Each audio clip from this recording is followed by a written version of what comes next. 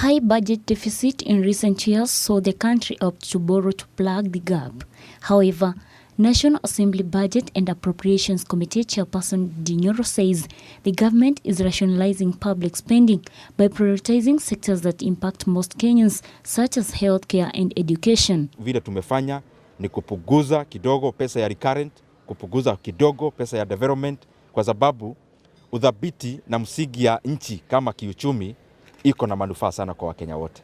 Nyoro says the target is to reduce budget deficit and public debt by ensuring that Kenya relies on internal resources to finance government spending. We have brought down the amount of deficit or the amount of money we anticipate to borrow, because we want to walk the talk of borrowing less and relying more on our own internal resources. Speakers at the inaugural annual conference for the Economist Society of Kenya underscored the role of professionals in proposing how counties can come up with their own revenue generation strategies. This is a very good step for the economists and professionals in terms of coming up with a policy directions to support the national government in terms of economic growth and also focusing on areas of production. Edna Murungi for Prime Edition.